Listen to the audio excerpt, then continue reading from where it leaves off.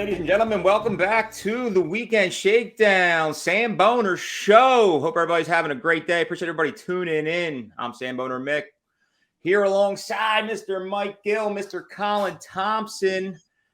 Everything we do here is brought to you by Not For Long Media. Big shout out to our sponsors, the Original Fudge Kitchen, shipping fudge all over the country. OriginalFudgeKitchen.com. Do yourself a favor. Go online. Support the Sam Boner. Support the Sam Boner Show. Support the Original Fudge Kitchen. Another big shout out to our good friends, Verona Pizza.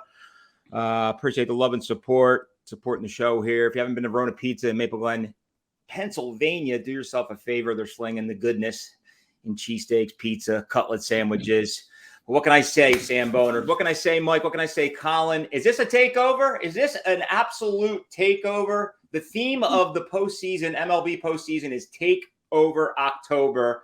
But on the flip side, what we saw yesterday, and Colin, I don't want to be too biased here as a Philadelphia homer sports fan, but what we're starting to see here is that the Eagles fan base, the Eagles nation is starting to take over the NFL.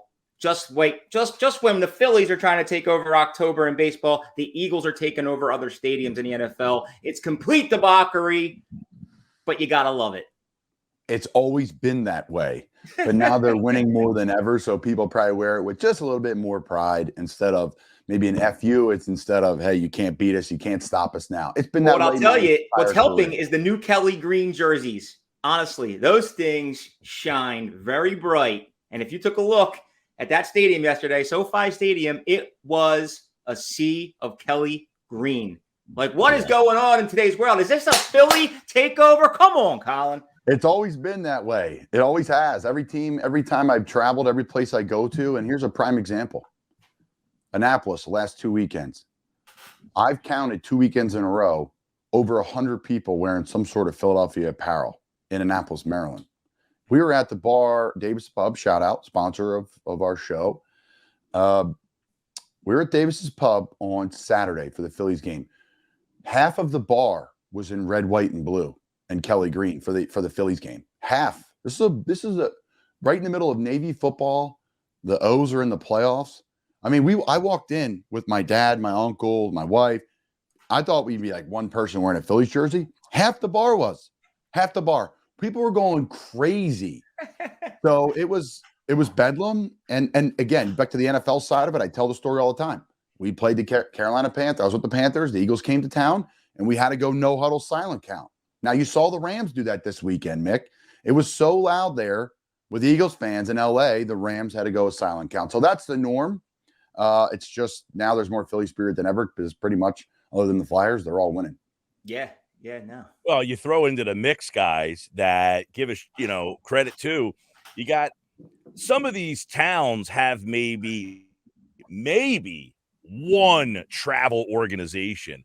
I think Philadelphia has like 4 competing companies that are setting up road trips to go to road games. I mean, I know you got Philly Sports Trips, who's been a sponsor of my show. So I've been on trips with them before. So shout out to them. You've got some competitors that the names don't pop off my head right now because they should spend money on my show. But that being said, you're getting tons of fans signing up to go on these trips where these companies take care of it for you. They get the airfare, they get the ticket, they do a party, they do the room and board. And you're talking about 100 to maybe 1,000. I know the guy from Philly Sports Trips said when they went to Washington last year, they had over 2,000 people sign up for that trip. They took like buses down there. They had it catered and like had the whole area of of the forest. There was like a little road and you went down and then they had it catered. Like these are full-fledged tailgate parties and all that kind of stuff. Like I went on a trip with them this summer to Pittsburgh just to see the Phillies and Pirates, a modest sized trip, like 200 people. But what do you think these trips are for an Eagles game? And you're talking about multiple companies. If they're getting 1,000 people each, plus LA is a spot where a lot of transplant Philadelphia people live. So from what I heard out there the other day from people that were there, said it was like 60-40 Eagles fans. It looked like it, Mike. It really did. My buddy is a bartender. Sorry, Mick. My buddy's bartender out there and an actor and a model. Played football at Westchester. Shout out to Jimmy Hurley. They had a party bus probably 40 people on it, all from just, I think, whatever little beach town he lives in out in LA, just packed. Sorry, Mick, but it's just incredible to see, and you gotta love the convenience aspect to it. Like, it's a no-brainer, right? They set you up in a hotel, they set you up on a bus, the transportation's there, you got the ticket. All you got to think about is where you're drinking. Honestly, that's and they'll take care of itself for you too. They take care of that for you, by the way. Yeah, absolutely. Seriously, a lot of these companies have pre-parties at a bar or a location that they partner up with down there. And, I walked down the street in Clearwater Beach when I was at Philly spring training, and I saw the Philly Sports Trip sign on one of the local bars on Clearwater Beach because they had a pre-party at one of those bars down there. A lot of those that dude Vince does a good job, man. He's got some ties with my family too. He does a great job. Yeah, Mike, it's been awesome having you on here as we kind of transition into the fall. So Mike Gill, 97.3 ESPN Radio South Jersey, joined us about 4 weeks ago. For those of you just tuning in now, and I think this is our fourth or fifth show here as we kind of transition into the fall, the football season. Everything's going crazy with the Phils postseason. It's almost, Mike, this has almost become like a wash, rinse, and repeat show. I mean, the Philly continues to win. The Phillies are thriving here as we eye up game 2 of the NLDS against the Braves. And the fact that we're going to be able to get your take before anybody else come 2 o'clock this afternoon, Mike, lay it on us, baby. Let's talk a little Phils game 1. Let's talk a little Phils game 2. Game 1, I thought was a perfect blueprint. Aggressive against a team that had a whole week off, sitting there doing nothing, and you're coming out, putting the pressure on them right away, making the Braves make plays, trying to steal bases, trying to take the extra base. And when you're doing that and you're not in your rhythm and you're not in your routine, you get a little tighter. You make the throw, it's just a little off. That throw in the Bryce Harper trying to, he beats it out, airborne throw there. They try to get aggressive in the first inning with Schwarber. He getting thrown out at third. But that showed you the mindset right off the bat that they were going to be aggressive, stealing bases, taking the extra bag, and they end up getting the 2 runs. And think about this. They're taking pitches. They're working Strider. They're getting 0-2 counts. So you're like, oh, man, you're down in the count. And that's base hit by Stott, I think, set the tone for the game. We're going to let the count work his pitch count, a little slap the other way, scores a run, and then the Harper home run, I think, just kind of deflated everything. But the play of maybe these playoffs, last year, we would come in on a, show after the Phillies play and just say, oh, my God. How many moments can you have that are just standout moments? The Hoskins bat slam, the Harper home run, the Castellanos catch. I mean, you could just start rattling moments off that you remember from the run.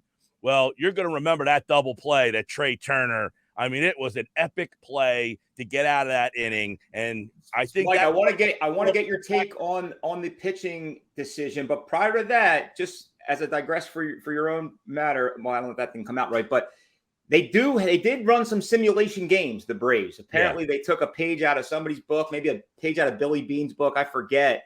But looks like that didn't really work for them. But, Mike, talk to us about the decision. Philly Rob coming in and pulling Suarez in the 3rd inning, or the 4th inning, I should say, in that particular moment, and then riding another 6 pitchers to the finish line and taking game 1 3-0. Well, it's funny because he mentioned it after the game. I mean, what do you do in that moment? Do you tell that pitcher that's what's going to happen? Hey, give us your best 3, unload the tank and just go, or don't even tell him and just hope that he gets through it. And he went with the latter there, but he goes in and said, look, Ranger was not happy when he came out of the game, but I got to do what's best for us to win. And that's what I love to hear. He went to Hoffman in that spot. Dominguez comes in. And Dominguez, he could have easily walked away from. He's been struggling. He has 2 guys on. He ends up striking out the side, and he didn't just strike out the bottom of the order. I mean, he throws 99 bias fastball right by Ronald Acuna and says, take that, buddy. So you got to love the fact that he stuck with Dominguez. And now maybe you have a refocused Dominguez that can help this bullpen. Alvarado, but the kid Kirkering, man, for him to come in that spot, I loved it because I told you guys about Dude, there it is. Bang. There it is. Kimbrel. How many people were biting their fingernails when Kimbrel was in the game there? It was a little scary, but hey, I think this bullpen really got some confidence in that first game. But I think Strom too. Shout out to Strom. He got his work done as well. the double play what we will remember if the Phillies advance out of this series. Every series had their moment. That double play was epic. Absolutely. Jumped out of my seat. What's up, Kyle? What do you got? Nothing, man. It was a great atmosphere watching the game with a bunch of Phillies fans down here. I haven't had that opportunity this year. I don't live in the area anymore. So that was cool. I thought too, with the game early on, that nervous feeling of, I don't know, this pitcher's starting to really dial it in. Like, that guy is an absolute stud. And between Bryce and the characters, and it just goes to show you, like, baseball, like even here in Baltimore, like this homegrown talent. Philly's not made up of any really homegrown talent anymore. And they're just loaded with studs, high-dollar guys. And you need to go out and spend it. You're seeing it with Baltimore here, where Mike and I talked before the show. They didn't spend the money on pitching, and Texas spent the money on pitching, and they're killing them. So, by the way, Texas spent the money on pitching, and those guys aren't even pitching. I mean, no Scherzer, no DeGrom. Those guys aren't even in there. No, man, that was a heartbreaker. I was looking forward to watching that game yesterday. I'm pulling for the Orioles, right? I got good friends that are Orioles fans. It's right down the turnpike. That's what everybody's looking for. And it's not over yet, but it's unfortunate. Team, by the way, I know big picture, terrible matchup for the Phillies. Terrible. Who? Texas. We saw it opening day. Texas has a lot of lefties, and they just kept throwing lefties. Go all the way back to opening day. You got swept by the Rangers to start the season, and it was like, the Rangers, who are they? No one had a lot of expectations. And one of the big problems is the matchup. They got so many lefties on that team. If you get matched up with them, that means Marsh is probably out of the lineup, and now you got lefties facing Schwarber, Stott, Harper. That's a tough matchup. I know. Yeah, Mike, you said that about Miami too. Come on. Yeah, well, Miami doesn't have the same talent as Texas, though. I got to digress as well. My last episode, I wasn't thinking. I was thinking this was a 7-game series, and I had mentioned that if the Phillies can just go in there and take one of two, we're obviously in the driver's seat. I said we come back and make the series 3-1. We're in a situation where we come back, even if it's 1-1. Say we lose tonight, I struggle to even think that any team, even a team like the Atlanta Braves, can come into Citizens Bank Park and have a chance. This atmosphere is just different on all levels. We're going to be big favorites there in game 3 and 4, and there's a very good chance we take this series, even if we do lose tonight in Philly on Thursday night. Yeah, and it'd be perfect too, right? Like the schedule works out perfect for Philly, right? Thursday night football, no, Eagles aren't rolling. It's always, if you look with this Philly schedule and Citizens Bank Park and the Eagles and the juice, like Mix always talks about, it's a Philly takeover. Listen, I've already mapped out the whole run. There are no Phillies possibility. There are no Sunday conflicts with the Eagles. Yes, that's where I was the rest of the at. way. The Eagles don't play that Thursday night game like they did last year. Well, let me tell you guys, last week on the show, I told you I had dinner reservations on Wednesday night. 8:30. Now, Colin gave me a great idea. Get there early. Maybe someone will bail out on their reservation. But I one-upped you. I went and got tickets to the game and told her, I got tickets to the game. Look at this guy. Well, so we got Mr. Mike Gill. Tickets to the game. And I went on. I said, listen, I got reservations for Friday. We could do that. She said, it's my son's birthday. But I got another reservation Thursday night, 7:30. Well, of course, I'm thinking if the Phillies lose this game, now I'm in trouble yet again. But the Phillies did their job. We went to the game. We had the dinner. And let me tell you, the atmosphere in that ballpark, if you follow me on Twitter, which I've been retweeted and posted about 5 million times, of people not leaving that joint singing Dancing on My Own for 45 minutes after the game was over. And by the way, I'm videotaping on my phone right when Bryce's stock comes to the plate. Everybody's singing, "Ayo, ayo, okay." And the guy delivers the pitch. Stott swings, and that's when I hit stop right at the back of the bat. Everybody posted it. A lot of people posted it, but the video where there's no commentary behind it, just the music coming in, and then the first pitch crack. Like, if you don't have goosebumps running up and down your body when you watch that, you shouldn't. I mean, it just doesn't.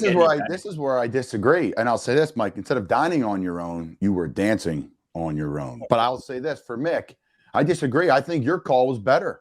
I mean, 10,000 views on Instagram No, Watch it was that great. baby out of here. You know, Mike, if you had to do that again, that would probably be a more affordable night if you were going to Atlanta tonight, and rather than trying to do that on Wednesday or Thursday. While we were out to dinner on Thursday night, we talked about going to Atlanta for Saturday's game. You know, because there's been all this stuff. You could fly to Atlanta, go to the game, and come back for cheaper than a Phillies game. There you go. Why would you want to go there? And listen, Atlanta's a cool city. I played some football in there. I've lived there. I've trained there. But again, it goes back to the atmosphere. Like, yeah, you're right. Mick tells a story about his dad, right? His dad looks at him and says, "Hey, Mickey, how much could we get for these tickets?" "Don't worry about it, Dad. It's not even worth it." So, like, just the Citizens Bank Park in October. Well, and listen, there's a lot of great establishments in Philly and down where I live that the places are going bonkers. I said, like, you know, I was funny because my show on Friday on the radio, we asked people to text in a place that will have the sound on. You got to have the sound on. Your bar has to have the sound on. Otherwise, it does. So, and a lot of people texted in Seaview, by the way. I did get an ample amount of Seaview text, but I got probably over 200 texts of places that they said would have the sound on. So you got to have the sound on. But that's the thing. Like I said to my mother, we're looking for a place that has the sound on, that we can have some elbow room. We can get a nice spot early. And she said, "That sounds like your house." I said, Nah. You got to be with strangers. People you never met before that now become high-fiving and big old bear hugging. We talked about that over summer, Mike. That was a good segment. No, we met, like, I'm telling you, like I said earlier, so the show, there was 15 people in there. I mean, people I never even seen before in Annapolis, and they're like, "Yeah, we're locals. We got to get together. We'll do Eagles watch parties." I'm like, it's not my thing. Not a big, you know, Eagles for work, not for pleasure, but still a pleasurable game for the Birds against the Rams. I don't know if we're ready to transition yet, but lots to talk about there. No, it is, man. This is just like, it doesn't get any more loaded than the Penn State football. I say this is the best time of the year. Colin says the spring's the best time, but like, this is nuts. Like, I went from telling myself, all right, I'm not going to drink on nights the Phillies don't play, but Friday night was practically Christmas Eve, so we got after it. Saturday was game one, we got after it. Sunday was the Birds, we got after it. Here I wake up Monday morning, feel like I just got ran over by a Mack truck, and now I'm talking to you fine gentlemen. But it doesn't get any better because, you know, in a good short 8-9 hours, we got game two. And, oh, my God, unfortunately, my kid's got a baseball tryout tonight. I'm going to miss the first 2 innings. But what? We'll get it on the radio. It's okay. Yeah. New sports is in high gear right now. I'm on remote today at the Ocean Sportsbook. So my show gets off at 6. The game starts at 6. So I got to be hot-tailing it to get home to get back in time to watch the game. So wow. I didn't know the game starts at 6. Who picks up the game in South Jersey, Mike? What's that? Do you pick up Fransky, or who do you get? No, we carry the ESPN national feed, and there's a competing station in town that carries the Phillies affiliate feed. Gotcha. One of the we had I don't know if you saw, we had Tom McCarthy on last week. And Colin, you brought it to my attention. I'm like, that's right. These guys lose the spot. As soon as the postseason comes in, they're no longer there. McCarthy's doing 3 innings of play-by-play on radio. Yeah, he said that on the show. But McCarthy's got so much else going on. I mean, he's doing college football, NFL football. I mean, he's keeping busy. So yeah, he's not sitting around on the couch. I love his CBS calls. It's cool. I'll say, and Mike, you're involved in this announcing thing.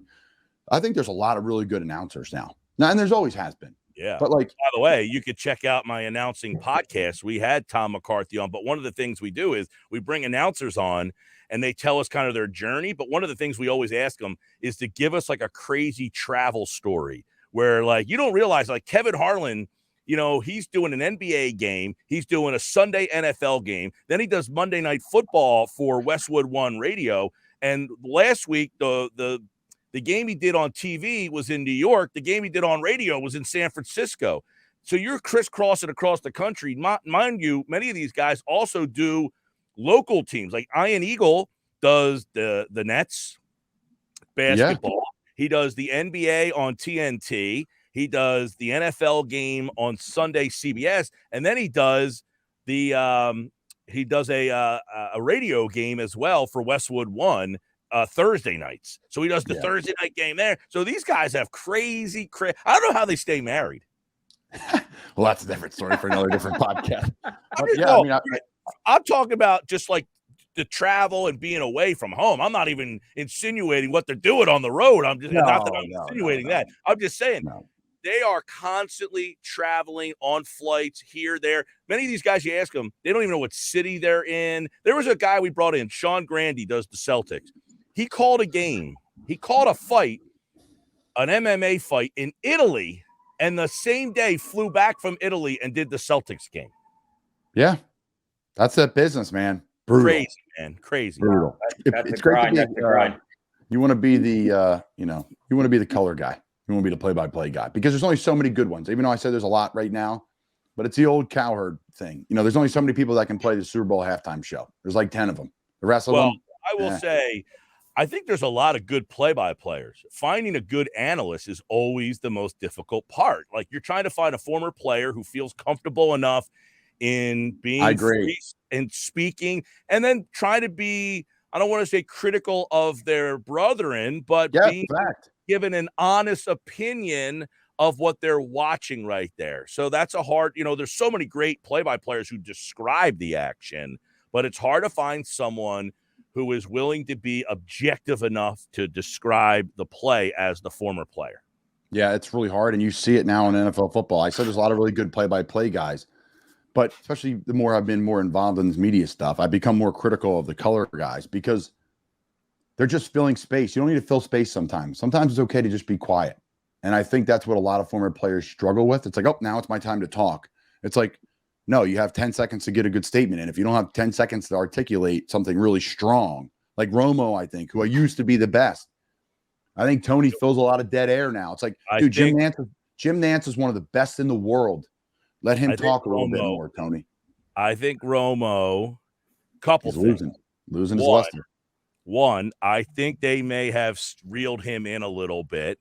Two, I think Romo, as he's a little bit more removed from the game has changed a little bit, and I don't know how much homework he does. So just makes – what's that?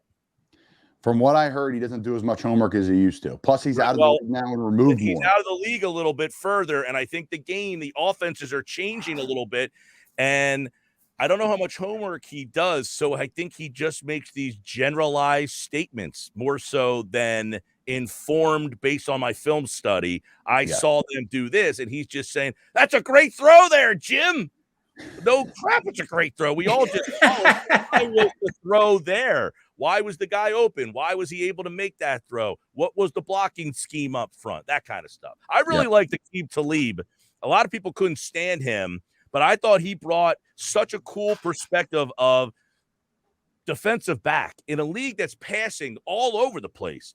He is a defensive back telling you what the coverages were and what the receivers were doing, and you don't hear that perspective. You always get the star quarterback. You always get some sort of – he was a defensive back that really, I thought, brought good insight. But obviously there was a lot – he was very polarizing when he was out there because he wasn't the most polished guy. But for me, he brought really good information. Good stuff. I love it. Always. A lot of good information to talk about here with this Eagles game. Next, fire us up, baby. Yeah. No, before we transition into a little Birds talk, because it was an exciting win yesterday. Another quick shout out. It's Cheesesteak Month, everybody. Big shout out to I already mentioned Verona Pizza. Big shout out to Pete's Famous Pizza. These guys are blowing up. Pete and Gus, man alive. Just there a couple weeks ago. The one in Logan Square. There's another one in Center City, or there's one over by Fairmount section. It's not like you're overpowering cheesesteak, boys. It's more of just kind of right in the middle of the road, perfect amount of meat, good little cheese blend on a fresh Sarcones roll. The pizza was really, really good. Great little spot if you're around the city or a Fairmount Park area. Pete's Famous Pizza. Another quick shout out to these guys. They're also spinning up a new Greek restaurant. You guys like Greek? Oh my God, food? My favorite food. My favorite food. It's called Moustaki. Moustaki Greek. Moustaki it just opened up a new location in Fishtown. And for I've always been a gyro fan, but lo and behold, I was saying it wrong. It's not gyro. It's gyro. That is silent. Mike, did you know that? Very Delco. Yeah, you hear a lot of people, call it the gyro, though. You're not like so crazy that like I was the only guy saying gyro. No, a lot of people kind of lamb action, a little chicken action, dude. Let me just tell you. And again, This food is unbelievable. The Greek pizza, it'll knock your socks off. Highly recommend get out there if you got a little Greek kick. But no, let's keep transitioning into the football scene. Now only 2 teams remain undefeated in the 49ers and the Philadelphia Eagles. I got to be honest with you guys. Like, I'm not here to tear anybody up, but I'm sick and tired of America's team continuing to be tied into these conversations about being one of the better teams in the league. Because at the end of the day, they just continue to actually be frauds, really. I mean, the fact that they are still, quote unquote, labeled as America's team is a crime. When was the last time they were in the playoffs? So look, the 49ers, loaded. That might be the elite team in the league. The Eagles fall right in line with the Niners. The Cowboys can go kiss my ass, honestly, because I'm sick and tired of everybody talking about that team like they are a Super Bowl contender. But on the flip side, you still have a couple 4-1 teams, Detroit Lions, Miami Dolphins, Kansas City Chiefs. The league is loaded, dude, and it's going to be a fun season. What's your take on the Birds, Mike? I thought yesterday was one of the most complete games they played. I love Sean Desai's adjustments. I thought they did a great job early. They obviously gave up a lot of yards and were unable to kind of figure out what to do with Cooper Kupp, but they made some changes. Roby, who they just pulled off the street. See what street free agents can do? My man Colin Thompson can help your team out on a Wednesday, help you on a Sunday. Radley Roby gets in the house. They stick him out there. Hey, Cooper Kupp, good luck. And he did a really good job. And now Kupp got open a couple times. I thought Stafford missed on a couple throws. But ultimately, they didn't cross the 50-yard line the second half of that game. And the pressure was just too much. Carter, I said it on my show. My best prop bet of the week was Hassan Reddick. With a my God, that blow, oh my God.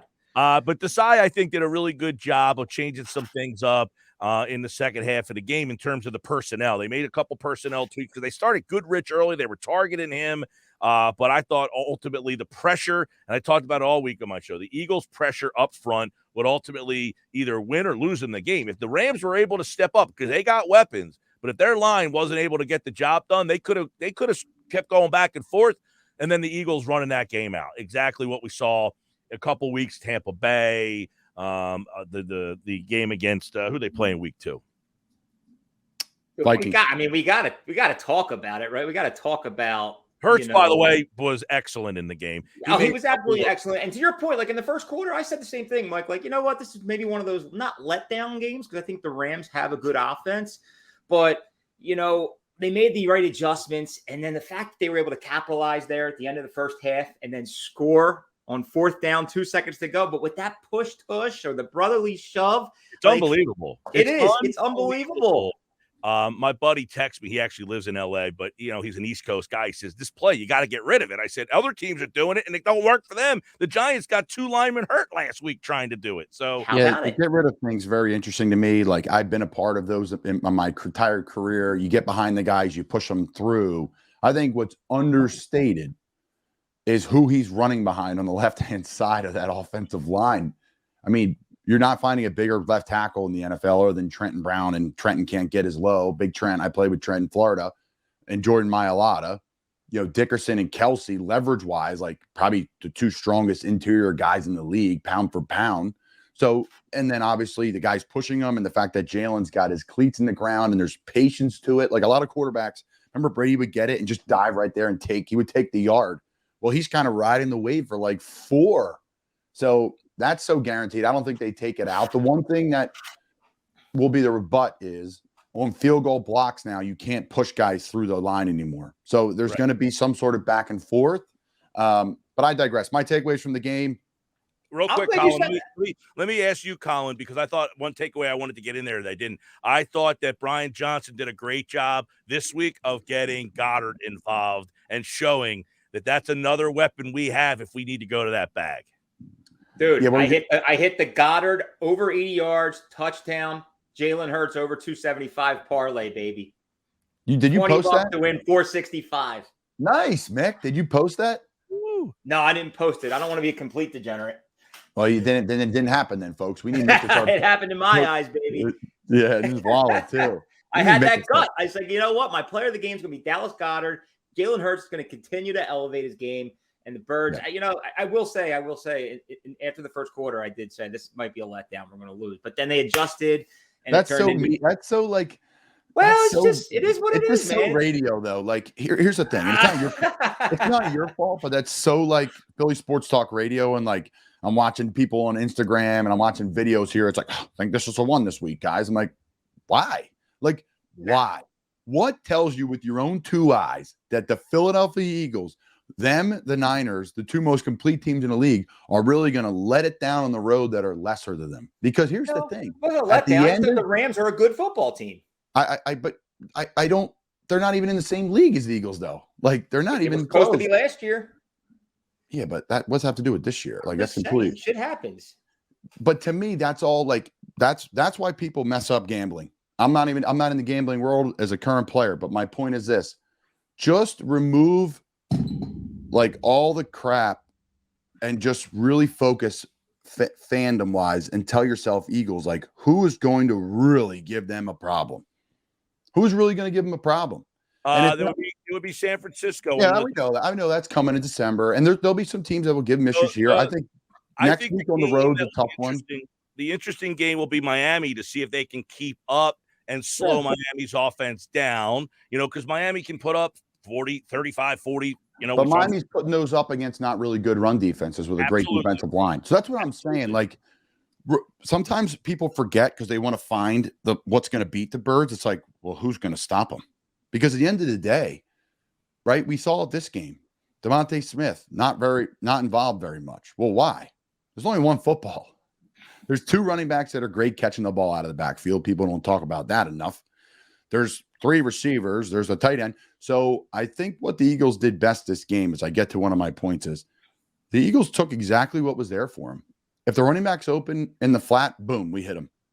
If Dallas Goedert's open on a bubble route, we're throwing it. Jalen Hurts, we're going to run you. It's time to run you, man. They're in man-to-man coverage. Guys are we couldn't complete the deep ball down the field, right? We saw that with Devontae a couple times with Jalen. But they're all in man-to-man coverage, and they're pressuring Jalen. That was the decision they made. They're saying, we're going to take Hurts. We're going to knock him off the spot.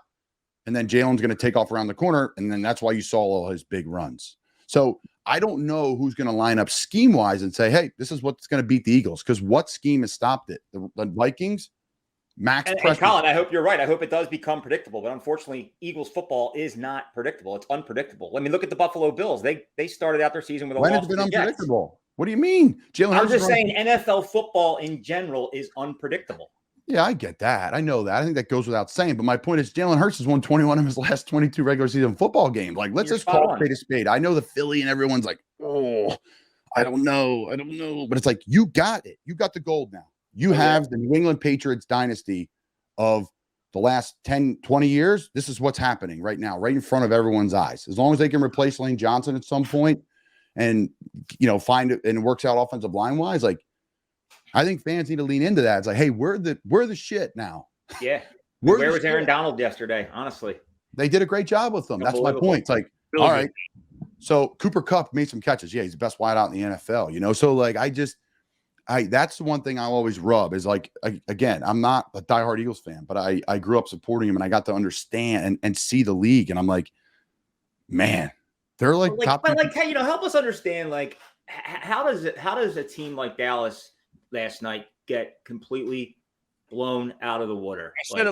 I said this last week. Was it here? I guess I don't remember, but the difference between Philly, San Fran, Dallas, they all have talent. 53. Dallas is right there.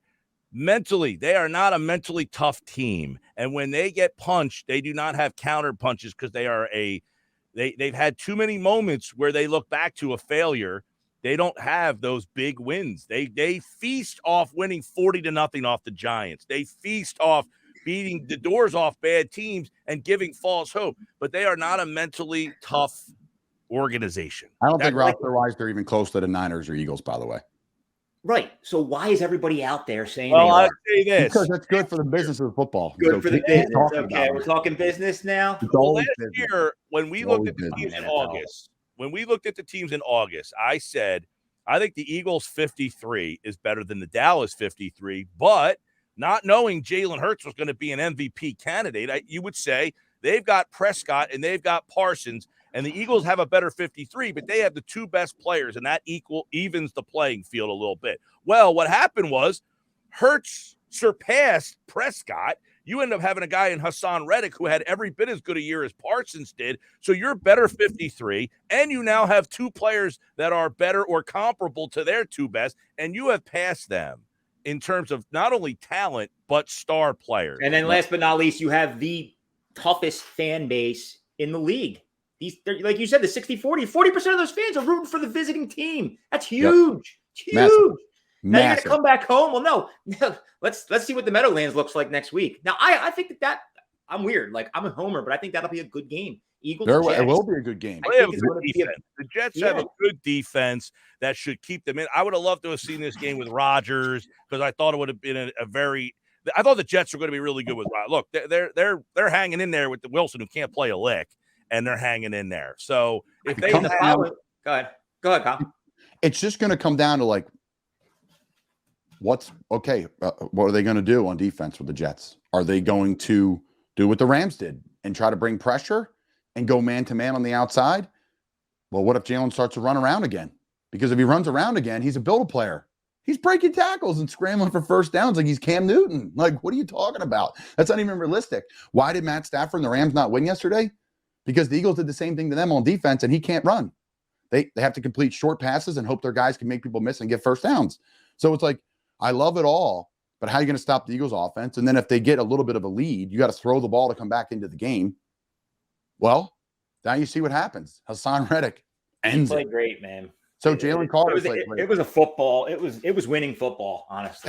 That's where I'm going. They play like that on any given Sunday. They could run. They play it every week. And maybe they'll lose a game or so. Even the Washington game, everyone's like, "Oh, I don't." Washington's got some great players. Right? That's a division game. They're always going to be close. So I think it's going to be another close one with the Jets, right? It may be a 10-point game or whatever it may be. I don't know. But my point of all of it is like the one thing they got to be careful with is Breece Hall is a legit player. They have Dalvin Cook as well. They have some really good weapons offensively. I think that offense has some confidence going. But again, it's like, someone on the Eagles is going to step up and have a massive week. Who's it going to be? Is it going to be somebody on the defensive side? Who's it going to be on defense? Who's it going to be on offense? Mick hammered Dallas, which is super smart because like the Eagles are the most. I was talking to someone this week about it. The Eagles hear the media and the fans more than any other team in the league. Whatever's being said about the Eagles and the fans, whatever's being said about the Eagles from the media and the fans' perspective, and no one listens to it, any other team I've been on. But in Philly, they listen. Tush push. They want to see more of it? Great. You're going to get a healthy dose of it. And we're going to rub it in everyone's face in the league, and the Eagles fans are going to get behind it. Dallas Goedert's not getting the ball? Great. He got the ball and some. Hold on, Tom, real quick. Is it unstoppable? Is the tush push unstoppable? Yes.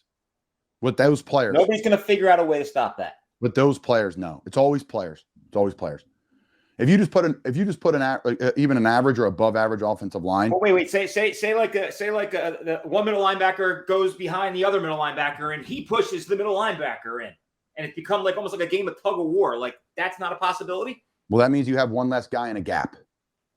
The linebacker now is not playing. Then they're going to adjust to that. I think it's going to get interesting. No, I really do. It's not going to. Because here's why: they have probably 2 or 3 fakes off of it that they have not shown yet. They tried the one, but there's going to be 2 or 3 fakes off this yet. Where you watch, Jalen's going to get behind the O line. He's going to look like he got stoned, and then he's going to flip the ball back to a running back, and the running back's going to throw a 40-yard bomb to Devontae. That's what I mean. There's going to have to be some sort of audible. But why? It hasn't been stopped. I don't know. I have the feeling. Stop. Get the Philly out of you, Mick. People are going to sell out. Just fucking get the Philly out of here. I'll tell you what's going to happen. What's going to happen is they're just going to get rid of it. That's what's going to happen. I don't think they will. No, they're not. Like, they're not. Colin's spot on with his assessment. And, my brother compared it yesterday. We were just joking. But, like, if they're going to get rid of this, they should get rid of Tyreek Hill going deep. Like, yeah, no, I think here's the one thing is player safety is going to get involved here. That's always will be the crutch of here's what it is. This is going to be the argument against it, right? Not that I agree with it, but on field goal block, I was a part of this. They used to be able to push guys through the line, and then when you push them through the line, they get deeper in the backfield and they jump up straight, which takes the angle away from the kicker, right? They're not going to take it off the tee; they're going up high. So what was happening was offensive linemen are getting really bent back because you got about 700 pounds coming right over one person, right? That's a health issue. So they're trying to make the game safer. The only way they're going to get it overturned is they find a way to curate an argument about how it's not healthy. So that's the thing. They're going to say you got all these guys jamming, hitting heads. That's every play. I get it, but look, to me, you Flatten said, that "Oh, up. you got to tell Tyreek Hill." No. You can't in the NBA have a 7-foot guy just swatting balls over the rim. That's how they came up with goaltending. There are certain plays that were not aesthetically pleasing to the product, so they just got rid of them. And I think this is what's going to happen, because what other play in the entire league you see every single week and that the broadcasters are now focusing on it and talking about it, and league-wide they're talking about it?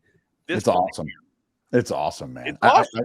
And if we said, my buddy texted me, they got to get rid of this play. It should be illegal that you literally physically are pushing a man forward like that. And I said, other teams are trying it and it's not working. But we do it anyways. Here's what happens. Here's a good example. What's the difference between this? But here's the thing. What's the difference between this? And here's my rebuttal to everybody. And this is what you can take to your local bar. And this is what you can take to your house when Uncle Billy's texting you or Uncle Bobby's saying you're wrong. When you throw a ball short of the sticks, it's second and 10, and you throw a ball for 8 yards, and the guy's about to get tackled. He gets held up. Who comes behind him and pushes him? The O-line. Yeah. That's your job. We're taught that. And that's completely legal play. It's applauded, right? When it gets mushed up, and then all of a sudden, the guy keeps his balance, and the ball keeps moving down the tracks. And it's a first down. Everyone's going crazy. What's the difference? What's the difference? Nothing. Well, So this is what happens when, I'm not even an Eagles fan. This is just football. much like the Sixers process, That's fun right? to watch, Other teams have lost purposely, but the Sixers branded it and gave it a name, and then it became polarizing. The Eagles play has a name, and there's where they failed. They keep winning. I think the media is who kind of named it. But that's the point, is the media gets involved. They won't bring it down, though. And then the story manifests so much to where it gets taken away. Well, that's the thing. The commentators last night, because the Cowboys ran it, and they ran it for a successful first down when I was watching, and then the commentators jumped right in. Is this the new Philly? I guess you can't really incorporate a Dallas Cowboy doing it and calling it the brotherly shove, because that just doesn't work. But I think, Mike, at the end of the day, if teams continue to bring it into the mix and start to work on it, they'll also figure out a way to make it a very successful play. I don't think so. They don't have the guy. I mean, if you have the right offensive line, Colin, I saw it work last night. The Cowboys were running it, and it was working. There's a reason why he goes. There's a reason why he goes left every time. That's it. Look who's on the left side. He's got beef. Landon is literally, if you want to go find cornbread Alabama offensive lineman, you think that guy's missed a meal? You think Mailata's missed a meal? No. And here's the other thing. But I see it working with like a Dak Prescott, because, he's a big body, 250, 260-pound quarterback. It helps. Yeah. That helps the cause. I know, but Brady was skinny as a rail, and he led the world. But he did it differently. Yeah, they used to push him too, and that's where I'm going to be my next statement. This has always happened. But now it happens every single time, frequently, right? The Eagles have caught fire with it and say, why would we change this? Why would we put this big – guys, let me go football nerd here. Usually on a week, you have like 5 or 6 short yardage and goal line plays that are strategically built to face the defense you're going to face. They don't even have to put them in. They're now spending more time elsewhere because it's 3rd and 1, 4th and 1. That's non-negotiable. Guys, that's an hour meeting just for the players. The coaches go through every play that we're going to run on 3rd and short, 4th and short, and goal line. So I know that's a nerdy football. What's that to do with anything? But that's what I bring to the show, I guess, is they're not even having those meetings anymore, probably. Like, there's no short yardage meeting. It's just right on the 3rd down. So they're spending more time elsewhere, and the coaches can do less prep because they know here's what we're doing. So I think that plays a role too. It does. Time is time, and everybody has the same amount of time per week. And if you're spending less time on something, you have more time to spend on something else. There's my mic drop. No. Speaking of time, it's another hell of a weekend to go pumpkin spice yourself, Mike. Pick up any pumpkin brownies over the weekend, Mike? No. Out on the pumpkin, man. I'm out on that foot. I'm a sucker for that pumpkin glazed donut at Dunkin' Donuts. I will tell you. I did stop at a coffee shop. Here's a violation. I went to a coffee shop which shall remain nameless because I do like the place on a Sunday, and they were closed. Oh, my God. How's a coffee shop closed on a Sunday? I'm out on the businesses not be staying open for whatever reason. Now, if it's Close a family, on Monday. You close on Monday. Sunday. Monday, Tuesday. God, before the Eagles game, I got to get a coffee. I'm trying to patronize the business. We drove there, parked, got out of the car, walked, lights out. When are you doing another Sam Bone, Mike? Good question. I don't go out and eat a lot. Well, Tony Baloney's any good, Mike, Atlantic City? I like Tony Baloney's. I do. I enjoy a Tony Baloney. You know what? I have not had a sandwich. I usually go every time I've had Tony Baloney's, it's been a pizza. No, I've had the cheesesteak Olay at Tony Baloney's is like that's their thing. It's pretty darn Tony good. Baloney's gets a lot of love. You see like some of those sandwiches where they pull like the bone coming out of it. It's legit. There's one in Hoboken too, right? I think Justin Pugh, Council Rock guy is involved in it. Yeah, it's legit. I like Tony Baloney's a lot. If you're going to get like a little exotic sandwich, they got all sorts of off the beaten path type of sandwiches where they, you're not getting it at other places. You're not going there just little mac and cheese. You gotta get geared up for it. I'm actually going to be right by Tony Baloney's tonight. Now, if the Phillies game wasn't on, I'd probably stop there and sambone it for you. But I got to get in my car and jet home. Yeah, I hear that, man. There's a lot of new spots out there. I gotta get after it, but I'm struggling. Coming off a hoagie month, coming off a beer month, like it ain't easy being a Sam Boner. But all right, as we wrap up here, let's get your game 2 take, Mike. What do we got tonight in Atlanta? 6:07, first pitch. I think the series is over. Zach Wheeler goes down and does his job. I think the Braves are shell-shocked. 5-game series. We see this all the time. We put way too much stock. People put way too much stock in regular season stuff. The Braves are just not a team that is ready for this ambush that's coming. The Phillies were playing. The Braves haven't played a meaningful baseball game since May. They've had this division wrapped up the whole time. You can't ramp up the intensity like that on the dime. And the Phillies, I think, take this series, and I think they win the game tonight. Zach Wheeler, ace. He lives like he's from like 5 miles from Truist Ballpark. There you go. Oh, get out of here. Oh, that's exciting. That's exciting. What was the story? The guy from the Orioles, Pugh, or not Pugh, Jung. His father played for the Orioles or something along those lines. Play with Cal. You play with Cal. Nah, his dad, his grandfather's got one of the statues. I got to look into that shit. Anyway, it should be exciting, man. I'm with you, Mike. I think we attack early, we tack often, and we jump all over them, honestly. And if we do take tonight's game, holy shit, Wednesday night in South Philadelphia is going to be absolute pandemonium. 5 o'clock, 5 o'clocker. It's early. Gill's got a meeting at 10:30. Don't you have a Gill? Don't you have a meeting at 10:30, Mike? I gotta go. Thanks for coming on, brother. Join us, Mike. Always fun. Enjoy the game.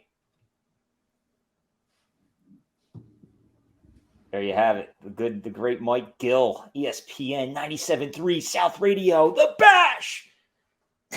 He's got a good show, though. Like he shifted, dude. He shifted. The Kirkland signing shifted his whole mindset. He's spot on with it. Having him in the middle of the rotation is deadly, dude. He's awesome. Mike is great. Like for those that I don't know, I got sick of sports talk radio in Philly for a while there. I used to listen all the time, and I think there's some really talented people in it. But like seriously, we're not like pumping Mike up. He's on the show, but like Mike's show, it's a breath of fresh air, Mick. I think it is. It's good. He puts a lot of time in, and it's a great local show for a place you and I love down the shore. So Mike's great. Mike would make a good color guy. We were talking color work. He would be a good color. He does play-by-play. Mike does play-by-play. Does he? For who? Yeah, he does a bunch of high school games in the area. He does a couple local college games. Nice. So Mike's involved in it. He's got his toe in a little bit of everything, Mike. And that's why I think he's so sharp. Like he coaches Little League World Series, like baseball teams. I think that's why we talk about that all the time. You get some really good baseball knowledge out of Mike. And I think his Eagles perspectives aren't always chalk, which I agree, because I think a lot of people give it chalk. And that's why you get people like, I think they're going to lose to the Rams this week, chalk game. And I think the Rams are a good team. Don't get me wrong, but it's like, sometimes you got to take off like the poop color glasses that I think a lot of Philly people wear because they're used to getting their heart broken. And it's like, nah, the team's really freaking good. Now, I'll say this in wrapping. The Jets D-line's a real thing. Very, very, very, very real. We're talking like 8 deep. Could be better than Philly's D-line. That type of respect I have for that group. Now, I don't know if they are better, but they're right up there with them. So how the Eagles handle them this week is the story. because if they can wreck a game and they can get to Jalen, they have the corners, they have the personnel, they have the two best linebackers probably in the NFL playing together, other than what we saw in the Niners last night. So their front seven with Sauce Gardner and a couple players for the Jets is a real thing this week. I love it, man. I think they're a respectable team with or without Aaron Rodgers. It's good to see. Yeah, I like their coach too. Yeah, it'll be fun too. Jets and Eagles, like right up 95. It's good stuff, man. Yeah, man. We're grinding here. It's a beautiful time, but it's a lot of work, Colin. The Phils and the Birds and Sunday night football, like it's Christmas, man. Can't beat it. And the nice thing is this, because of Phillies playoffs right now, everyone's got football night with Monday Night Football. Obviously, you have the Phillies game, and then Tuesday, MLB playoff baseball's on. So it may be the best time of year, Mickey. May be right. It's unbelievable, baby. All right, Sam Boners. Appreciate everybody tuning in. Appreciate all the sponsors out there and friends of the show supporting the Sam Boner Show, supporting the Sam Boners. We appreciate it. It's Cheesesteak month, baby. Let's get after it. Keep on Sam Boning. Sam Boner out. Sam Boner out. Pop that Sam Bone, and baby, it's on. Driving 45 minutes just to grab a bite. Know that it's worth it when the neon's inside. My mouth starts to water, my knees get weak. I post up on Insta so that everyone can see. And I put in my order, set up my phone, clear me a table line.